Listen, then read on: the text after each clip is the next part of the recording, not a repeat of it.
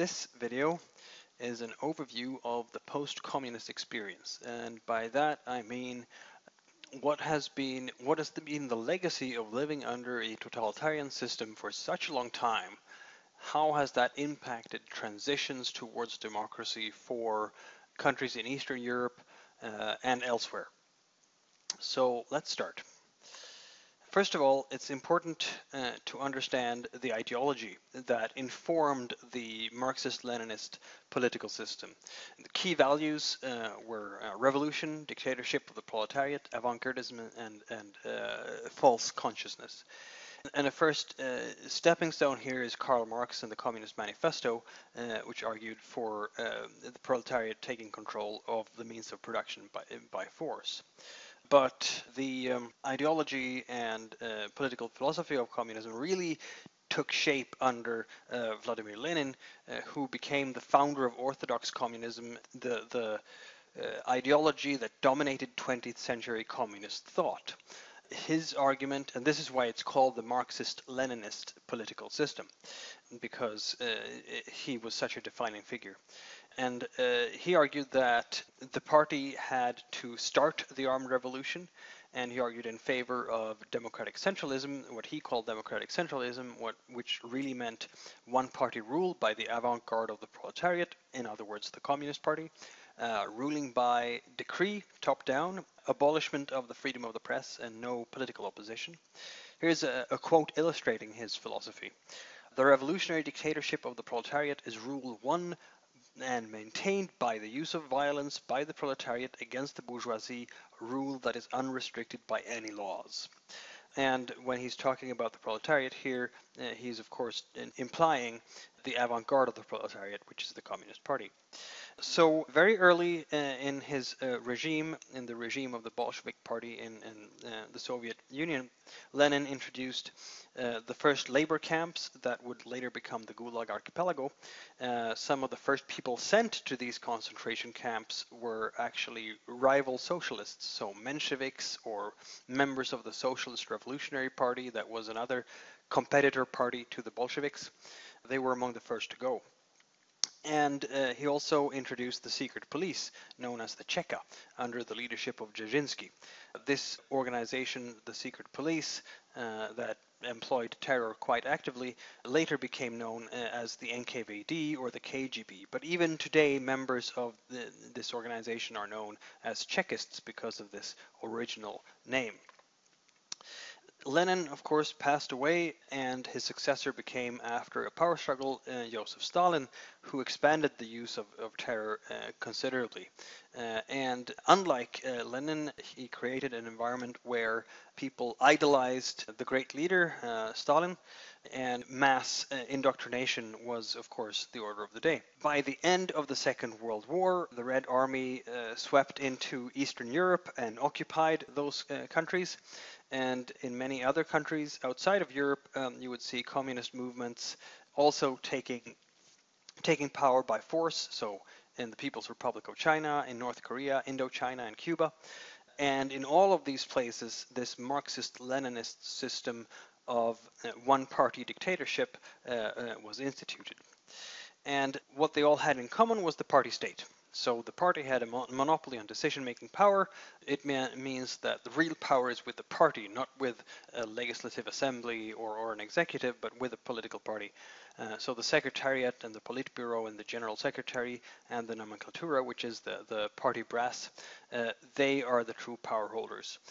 All groups in society had to be communist groups, so no independent labor unions, for instance, and extensive, if not always absolute, control over the economy.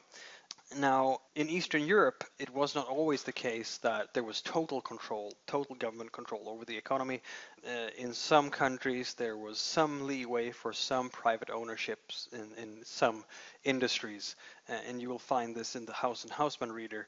There's a table where you can see the levels of government planning in the different countries. Now, in the year 1989, of course, communist rulership in Europe collapsed one by one like dominoes.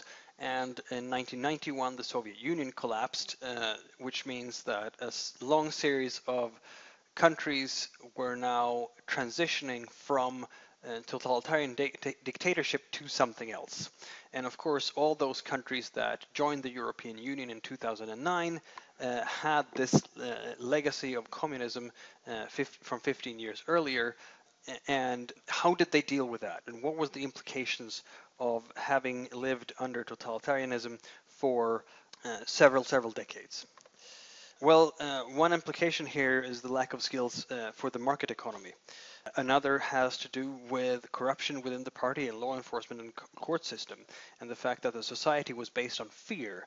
Who was a party member, who was a member of the secret police, who was an informer, that was not always known. So there was always this fear of what the state could do to individual members of society. And how to deal with the crimes against humanity, because of course these governments were implicated in a great range of those. In some countries there were some trials of high party officials. In other countries there have been discussions about lustration of informers, which means making the names of informers public. But we have to remember that in many cases those who became complicit and collaborated with the regime also often were victimized by the regime. So the regime could say that if you don't inform on your family member or your neighbor or your coworker, we're going to send your family members to a concentration camp. So these types of threats could be very effective in making people work with the system, and and they also blur the lines between who was really a victim and who was a perpetrator. The two often overlap, and great parts of society, a lot of members of society, could have been implicated in different ways. So let's have a look at the case of Hungary.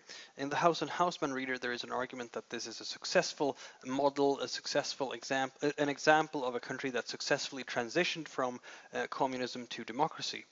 And certainly early on, the Hungarian Communist Party embarked on economic reform even before the collapse of the Marxist-Leninist system. And the transition towards democracy was greatly facilitated by the communist leaders making common cause with the opposition, called pacting. So that really helped in creating a peaceful transition without violence. However, over the longer term, there have been several complications. First of all, these communist leaders rebranded themselves as left-leaning social democrats and often became the new elite, and has even been back in office after the transition to democracy. So this means that the new economic elite has been very much implicated as the same old people still ruling. Also, Hungary has experienced a number of economic hardships, including higher food prices, the old tourism industry that used to be strong declining, increase in organized crime, high government debts, and so on. So all of this has created a polarized political climate where the former ruling Socialist Party has been labeled crypto-communist precisely because these old elites that became the new elites, and their in many cases their attachment to the old regime, and this has enabled the conservative nationalist movement to effectively squeeze out the middle and polarize politics quite a bit. And they've been so successful at this that they gained, through even a proportional electoral system, they gained a substantial majority in parliament, and been able to, and that has made them able to change the constitution very rapidly in ways that have been very troubling for democracy, and in ways that will be very difficult for the opposition to undo if they ever get to power. Moreover, this conservative nationalist government is allied with a neo-fascist party, which is drumming up nostalgia for the Hungarian past, and which is actually advocating putting Roma minority people into ghettos, and also talking about Greater Hungary. So this is a map of the Treaty of Trianon, where Hungary lost a great deal of territory to neighboring countries and got the shape it has today in terms of territory. And these conservative nationalists are actually talking about regaining Greater Hungary. But that would, of course, mean a lot of conflict with neighboring countries. So there is a great deal of concern for democracy here.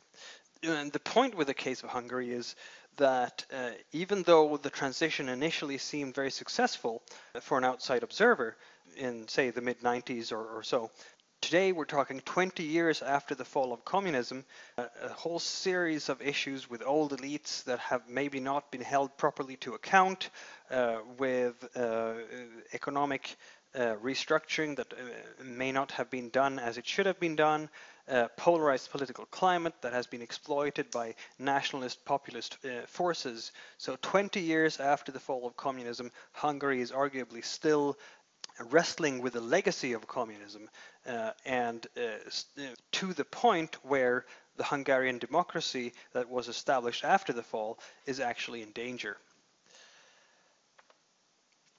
So that's an overview of the post-communist experience and the themes and issues that countries that went through the Marxist-Leninist system have to deal with when transitioning away from totalitarianism towards democracy. I hope you found that useful.